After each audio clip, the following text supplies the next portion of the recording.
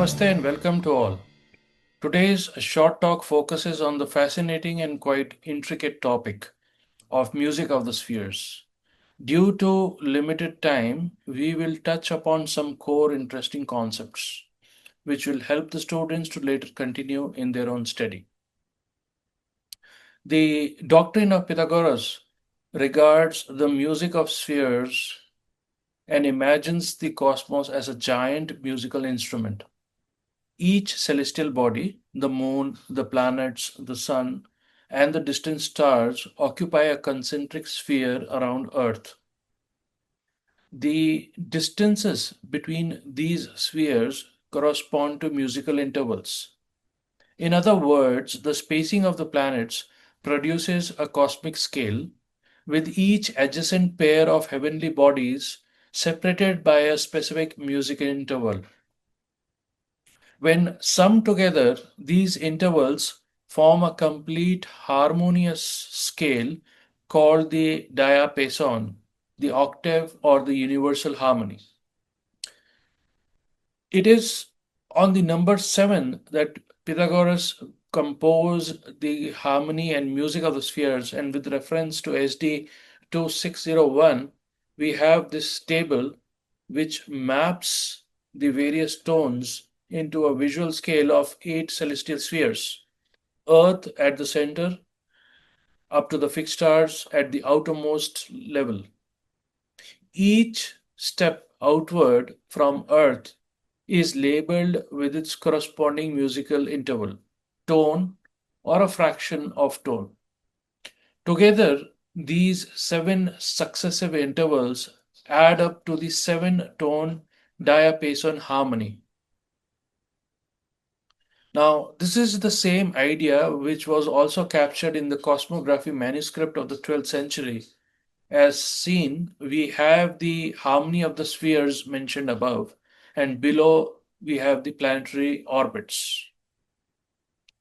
Now, as per the joint research which has been conducted by Johns Hopkins University, Finnish Geospatial Research Institute, and Italian National Research Council, today's science agrees that musical consonances are pleasing tones and that harmoniously interrelate or are interrelated when sounded together, and the orbits of the planets of our solar system form a particular kind of gravitationally optimized and coordinated structure, or rather self organized state, which suggests some kind of higher intelligence, which science is not able to determine.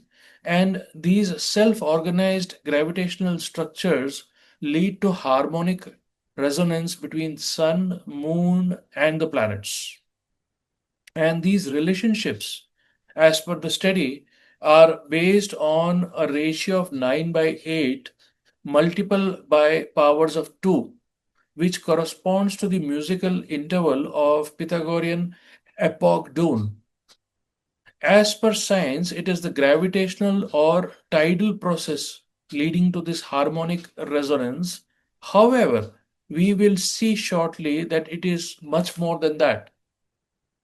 But before that, at as a first step, we need to have clarity in understanding the actual motion of sun along with the planets in the space. In the next slide, we see the 3D view of the same in the animation. Here, we can observe that each planet is revolving on its own axis, which is aligned at a particular degree, and then the entire plane of the solar system itself is inclined or tilted with respect to the galaxy at a 60.2 degree, and the sun itself is moving in a direction with the planets revolving around, causing a spiral path. But we may ask the question, is our sun moving around something? Because if we really see, it is the sun which is dragging the planets around itself, and the planets are moving around the sun, creating a spiral path in this particular journey. So it seems that the sun is actually moving around something else. And as you can see in this animation, it is scientifically proved that this indeed is the case. Now, the next slide provides some clue in the same direction. Here we see that S1 is our sun, the center of our solar system, which is moving around another sun or another center unknown, and we label it as S2, which in turn moves around another unknown sun S3. And these are mentioned in the secret doctrine as the first three systemic suns, the S1, S2, and S3. And S3 in turn moves around a star Alcyone as a center, which is part of the Pleiades constellation.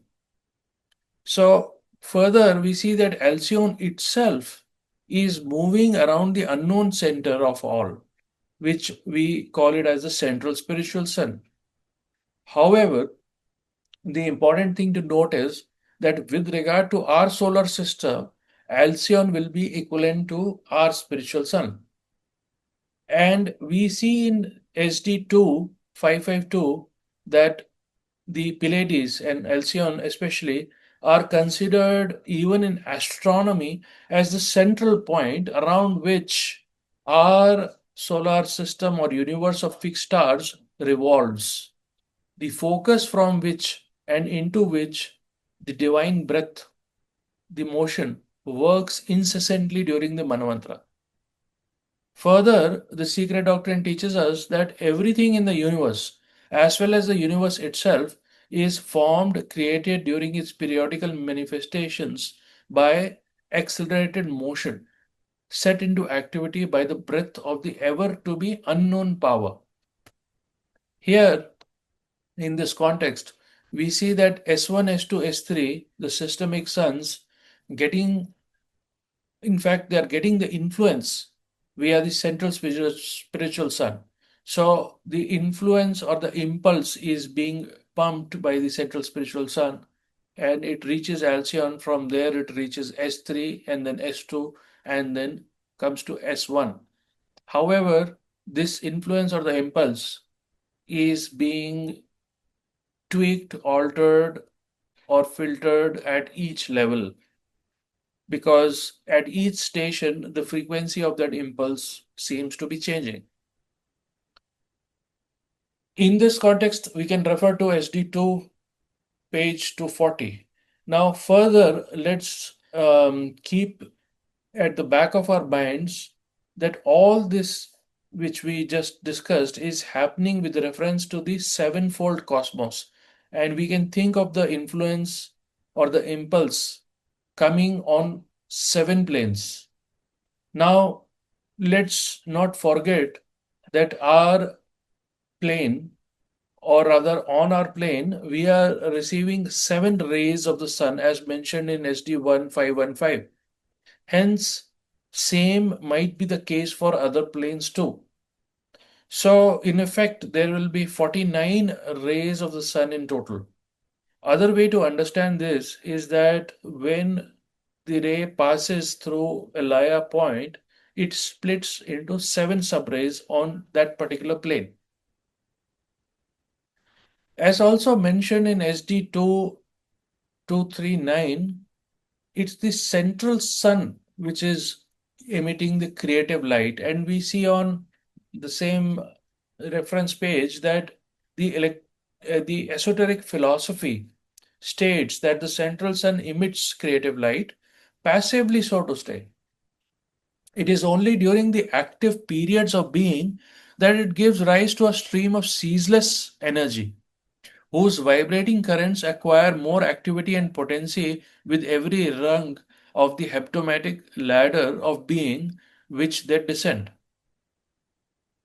And in this context, Science has also confirmed that our sun's magnetic field, in fact, goes through a cycle, and this cycle is known as the solar cycle. So, every 11 years or so, the sun's magnetic field completely flips.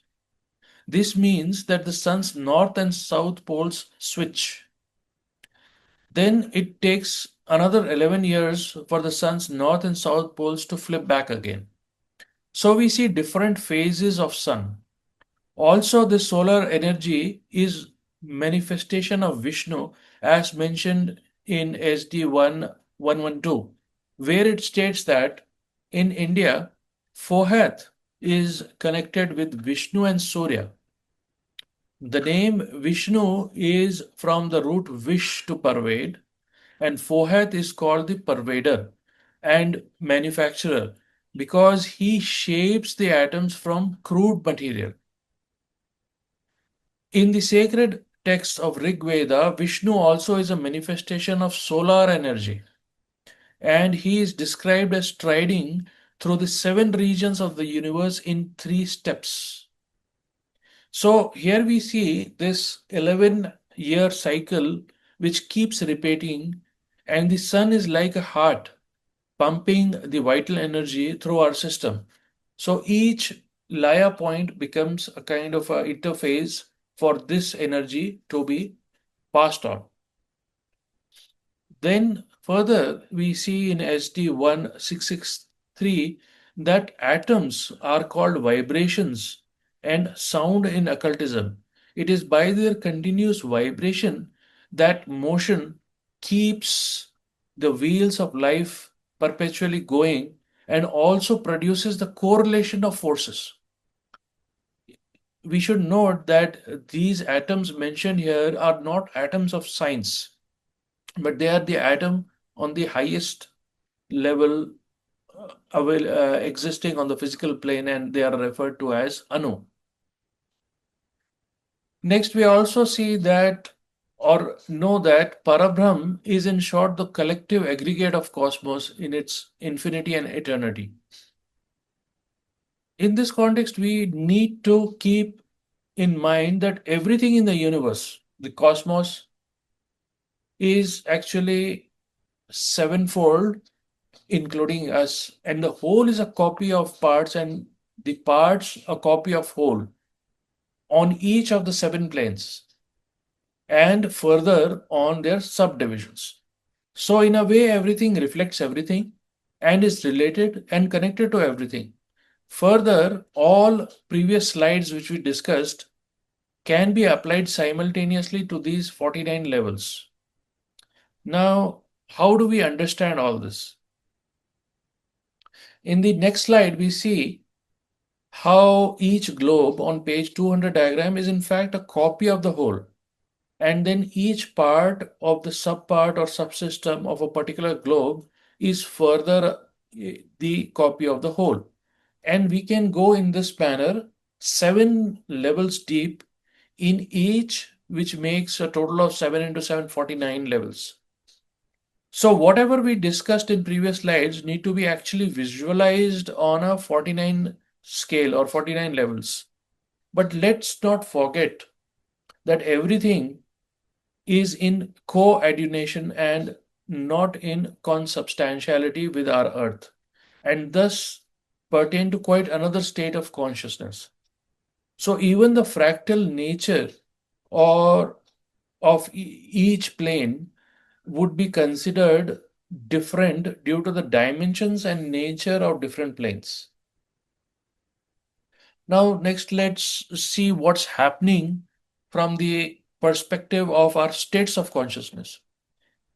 Here is an interesting verse from an ancient book, Vedasara Shivastotram, which states that all the three states of our consciousness, that is, waking, dreaming, and deep sleep, periodically arise and they subside.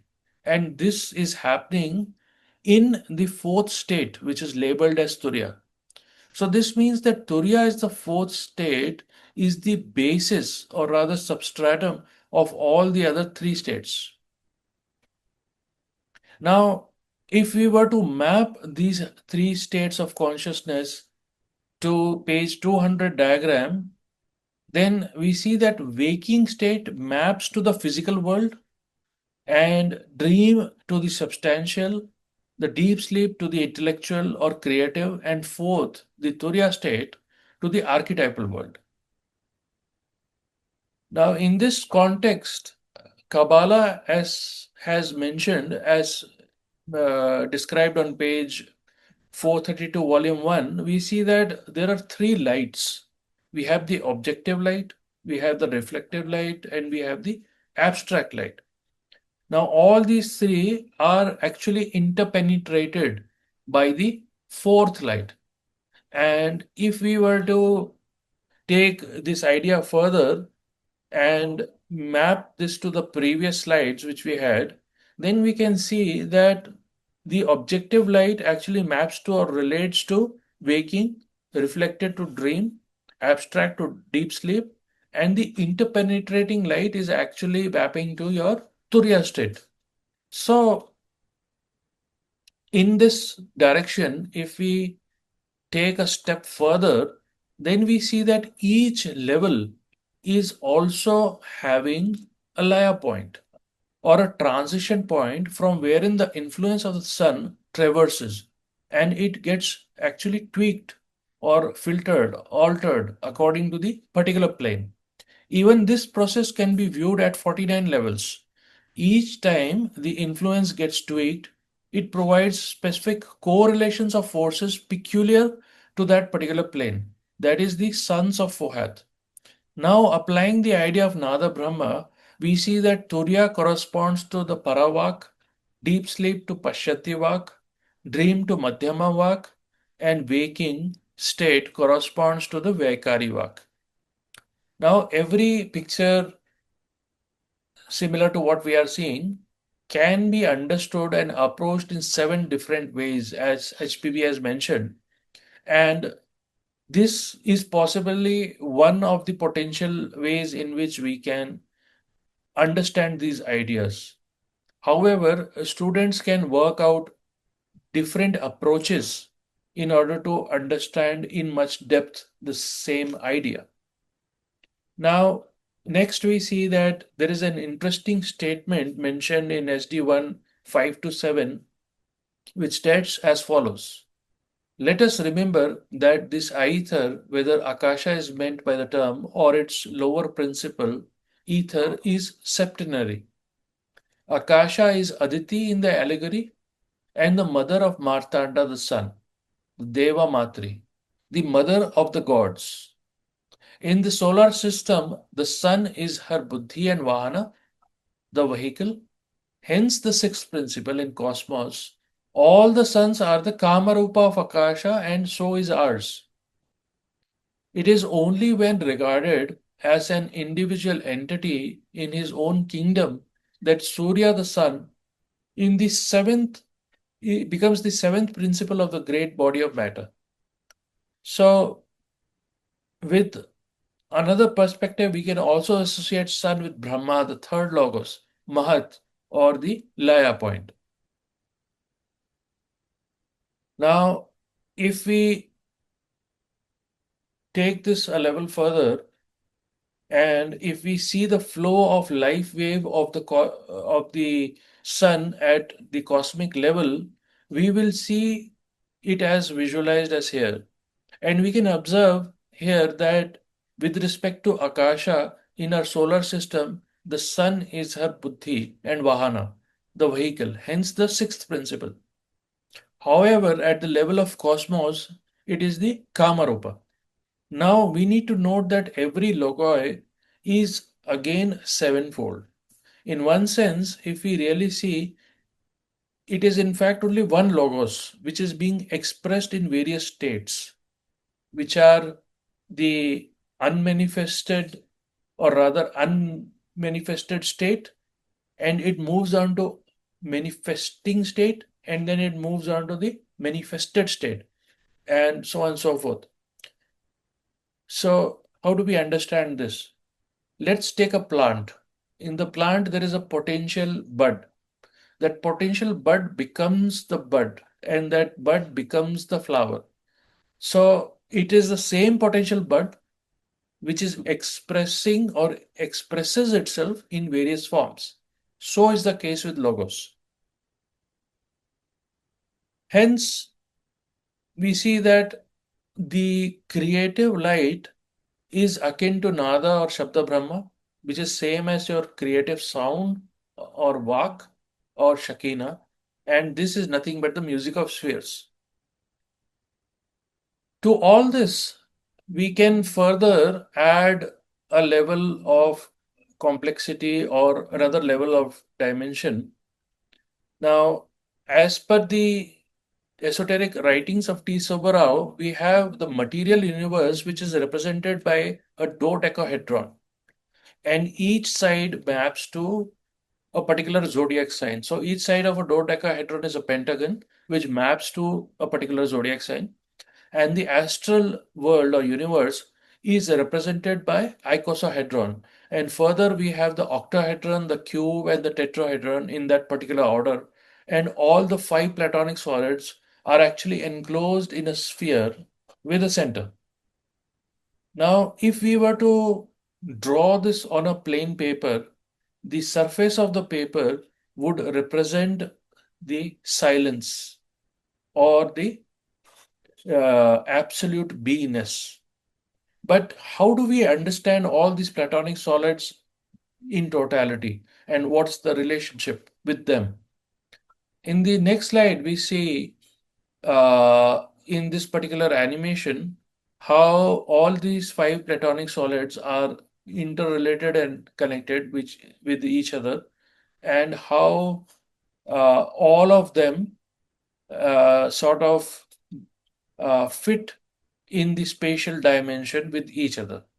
Now, the important point to note here is that in this particular animation, we are not showing these five platonic solids enclosed in a sphere, but in reality, we can observe or visualize all these platonic solids enclosed in a sphere and having a particular center.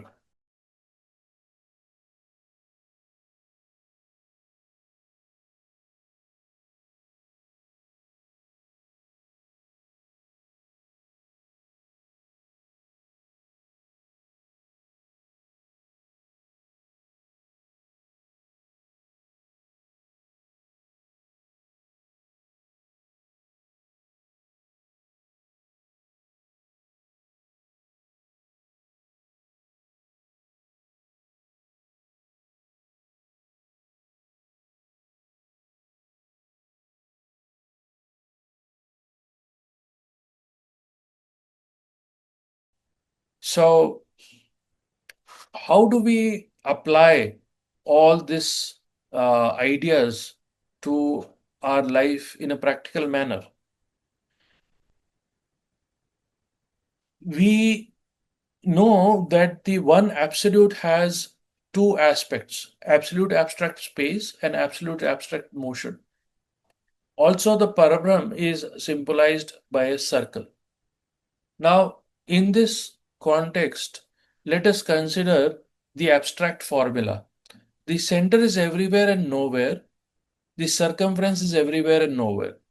Based on this, we can derive certain few concrete formulas.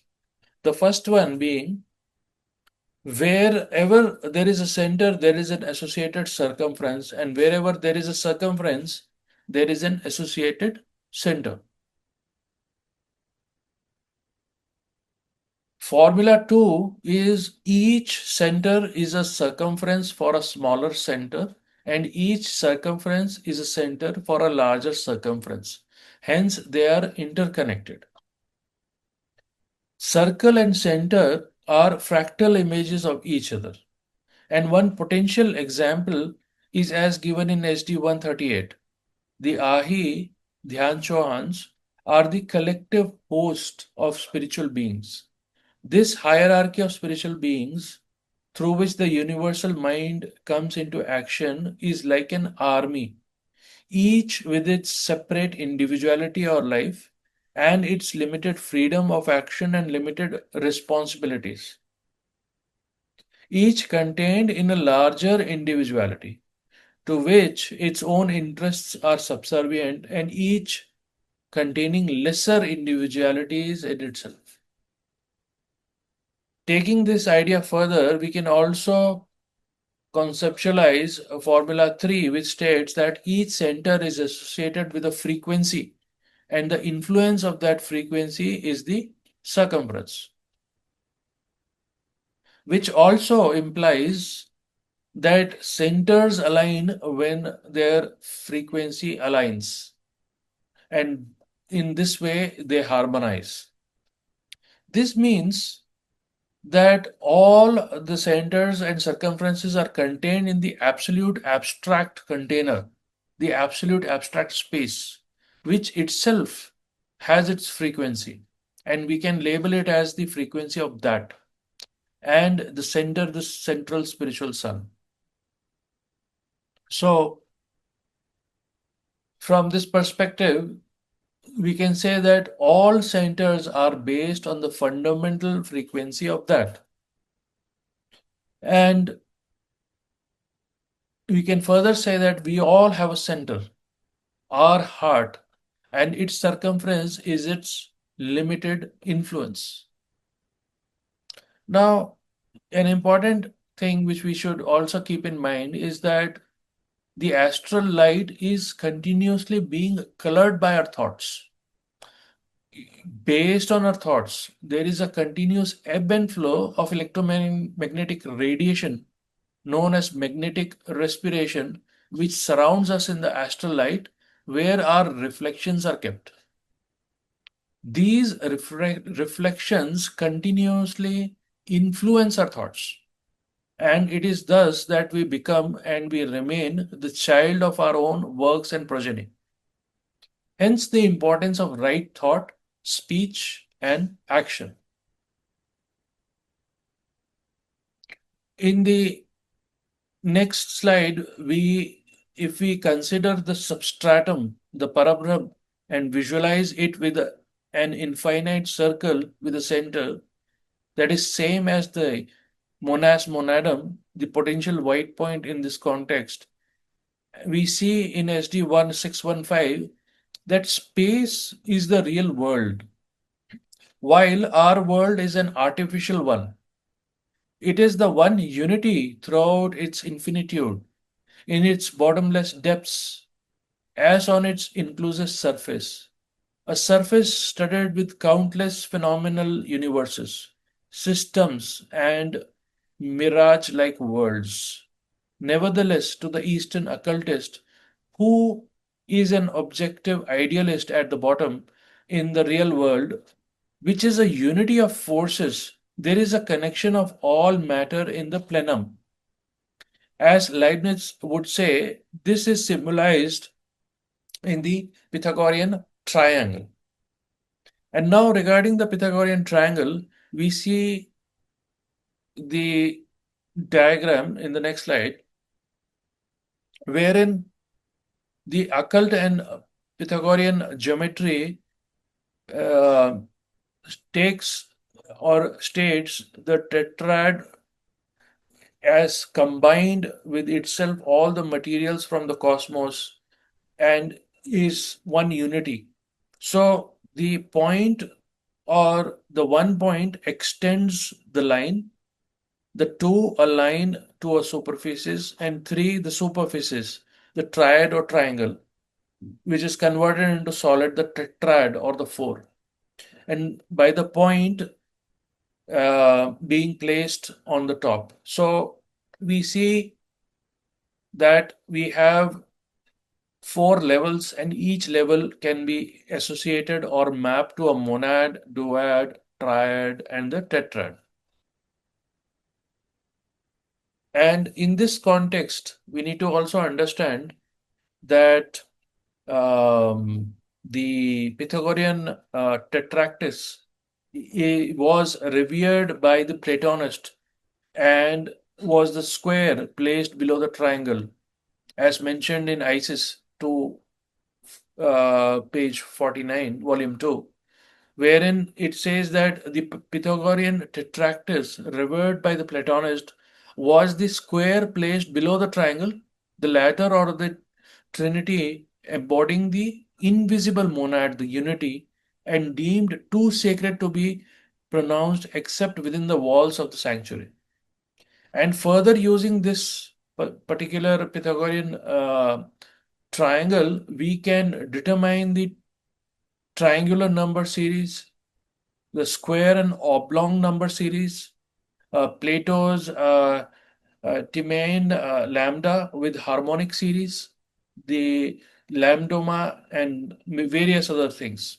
In fact, the whole harmonics of music can be derived from the same. And this in itself is a very huge topic, and we will not cover this at this moment.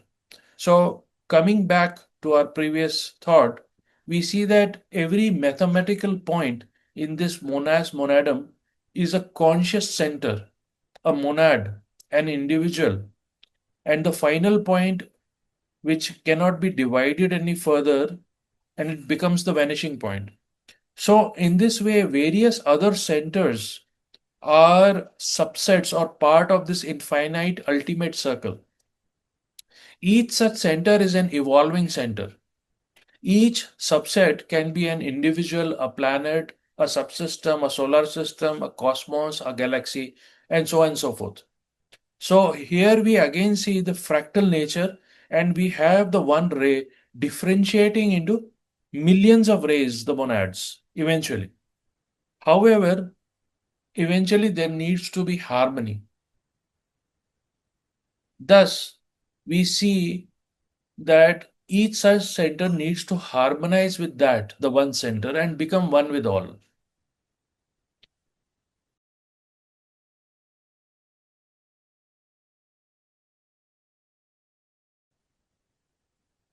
Similarly, we can understand that we have our center as the heart. The universe has its center as the sun. The cosmos, its center as a central spiritual sun. Each cell has its center. Each organ has its center. And harmony is attained in aligning our frequencies by degrees to the frequency of that, the central spiritual sun. Aligning our heart center with that. So we may ask this question that how do we align to that frequency?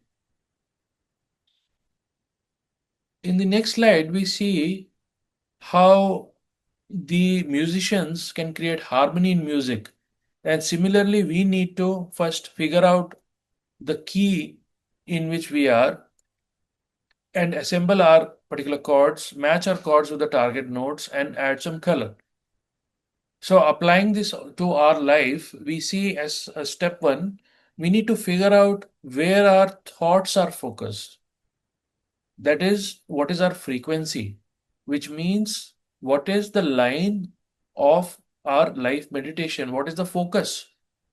And then as a step two, we need to assemble our thoughts, self-introspect, be mindful and self-aware, and we need to take the witness position.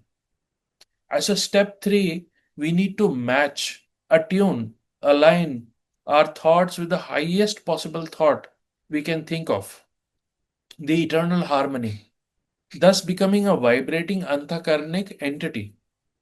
And as the step four, what we need to do is we need to, in real time, always be mindful, self aware, alert, keep a check, and fine tune our thoughts continuously to harmonize with the frequency of compassion based on the acquired wisdom.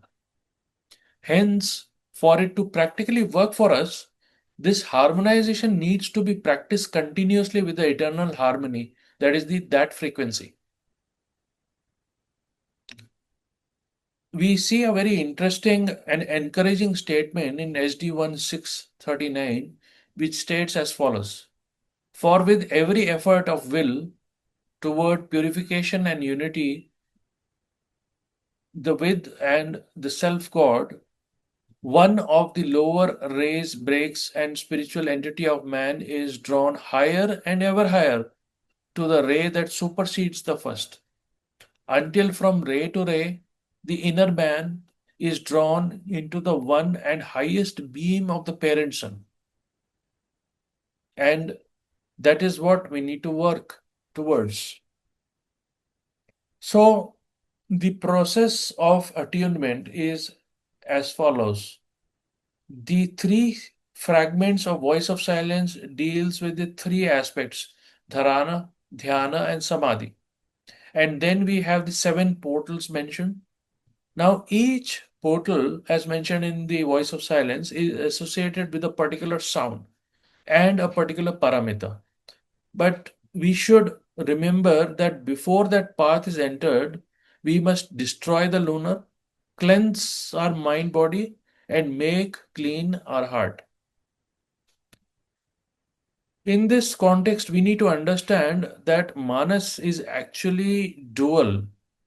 The lower, the lunar descending and pulled by kama, our selfish nature, the higher the solar, attracted and elevated in its highest aspect by buddhi, selfless in nature. The lower and the higher mind can be actually then thought of as connected via a sevenfold path known as Antahkarna. It is said that thou canst not travel on the path before thou hast become that path itself. Therefore, we have the seven paramitas, the seven initiations, the seven sounds, and the seven portals. The gradual purification of mind by performance of our duties in life in an unattached manner, as the Bhagavad Gita teaches, killing desire and ambition, killing likes and dislikes, by generating paramitas and by constant devotion to the higher self, we will lead to gradual unfoldment of this path. Finally, when all the sounds, portals, and paramitas are aligned to that frequency in us, then we have the six forces of nature, the six planes, principles, etc., etc., all synthesized by the seventh or the central point in the star. In its unity, primordial light is the seventh or highest principle. Devi Prakriti, the light of the unmanifested Logos. Hence, we finally attune ourselves with the whole and become one with all. Thank you very much.